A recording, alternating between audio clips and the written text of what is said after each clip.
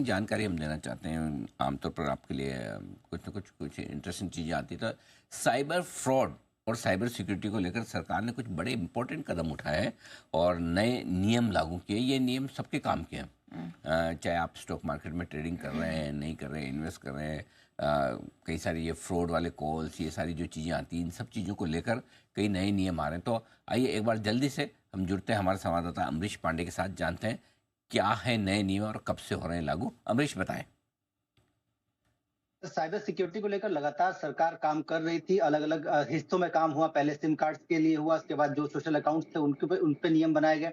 अब एक ओवरऑल नया नियम ही लागू किया गया है, जिसमें ये कहा जा रहा है कि किसी भी तरीके की साइबर सिक्योरिटी या फिर साइबर छेड़छाड़ को कानूनन अपराध माना जाएगा और उसके लिए सरकार ने अलग-अलग तरीके की जो गाइडलाइंस है वो कंपनीज को दी है। मसलन सरकार को अगर लगता है कि राष्ट्र हित में या फिर एक जनरल मास के लिए कोई ऐसी बड़ी कंसर्न है, तो उसके लिए सरकार टेलीकॉम कंपनी से वो सारा डेटा मांग सकती है जिससे उनको सिम दिया गया था या फिर उस सिम से जो भी चीजें कोऑर्डिनेट की गई थी। कंपनियां अब इस जानकारी को देने के लिए पहले एक प्राइवेसी का क्लॉज लगाती थी। सरकार ने स्पष्ट कह दिया कि प्राइवेसी का क्लॉज सिर्फ और सिर्फ मैसेज के कंटेंट पे रहेगा। बाकी सारी जानकारी आपको देनी पड़ेगी जब भी आपसे मांगा जाए। इसके साथ ही कंपनी, टेलीकॉम ऑपरेटर्स और इक्विपमेंट मैन्युफैक्चरर सबके लिए कहा गया है कि अ, जो प्रोडक्ट है उसकी पूरी रजिस्ट्रेशन और जो पूरा ट्रैकिंग है वो आपको मेंटेन करनी पड़ेगी कम से कम 6 साल के लिए। यानी कि अगर कंपनी से एक फोन निकलता है तो उस फोन का पूरा जो रजिस्ट्रेशन नंबर है, आईएमईआई नंबर है, वो कंपनी को मेंटेन करना पड़ेगा। उसका जो डीलर है उसको भी मेंटेन करना पड़ेगा। और किसी भी समय में ऐसा लगता है कि आईएमईआई नंबर से कुछ बदलाव किया गया है या उसको अब चेंज किया गया है, तो वो चेंज गैर कानूनी होगा। यानी कि कंपनीज को साफ साफ कहा गया कि अपने टेलीकॉम जो सेट है उस पर किसी भी तरीके के आईएमईआई चेंज को अलाउ नहीं करेंगी कंपनियां। इसके साथ ही सरकार ने यह भी स्पष्ट किया है कि कंपनी से जो भी डेटा मांगा जाएगा उससे जुड़ी जो जानकारी है वो कहीं भी सार्वजनिक नहीं की जाएगी।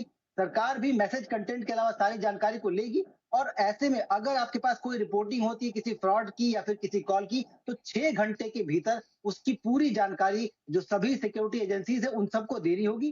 साथ ही साथ अगले 24 घंटे के भीतर आपने क्या कार्रवाई की अपने स्तर पे वो आपको बताना पड़ेगा। इसके साथ ही जो उस नंबर को इस्तेमाल कर रहा था व्यक्ति, उसका पूरा सर्विलांस करना होगा। उस नंबर की जो आउटगोइंग सुविधाएं हैं वो तत्काल प्रभाव से बंद करनी होंगी और उस नंबर से अभी तक जितने कोऑर्डिनेशन किए गए थे उन सब के पास ये अलर्ट जाएगा और उनसे री केवाईसी के लिए कहा जाएगा, ताकि अगर किसी मिसलीडिंग या फिर किसी ऐसे फ्रॉड की केस में ये नंबर शामिल हुए हो या फिर किसी गतिविधि में इनका संदिग्धता दिखती है तो उस पर कार्रवाई की जा सके। इसके साथ ही सरकार ने यह भी स्पष्ट किया है कि किसी भी समय में जो इक्विपमेंट है उसमें अगर कोई अपडेशन होता है तो उसकी जानकारी भी सरकार को दी जाएगी। कंपनियों के लिए अनिवार्य होगा कि वो अपने स्तर पर साइबर सिक्योरिटी से जुड़े जो तमाम सुरक्षा उपाय हैं वो सुनिश्चित करें और उनको क्या ब्रेक किया जाता है, मतलब उनका जो पासकोड है वो सरकार से शेयर करना अनिवार्य है।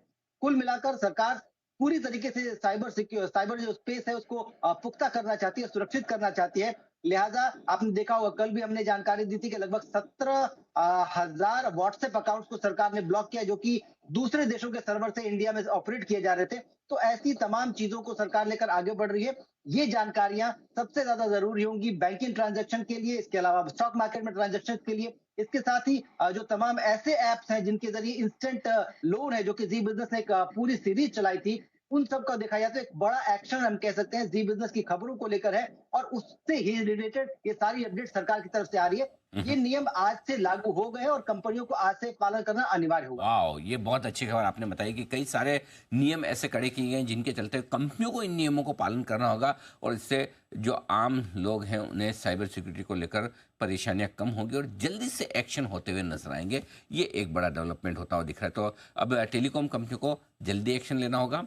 सारी एजेंसीज कोऑर्डिनेटेड एफर्ट्स करेंगी और इन फ्रॉड को पकड़ने में हड़बड़ी अब जल्दबाजी की जाएगी। हड़बड़ी तो नहीं कहूँगा, जल्दबाजी जल्दी से हो पाएगा। ये एक बहुत बढ़िया है।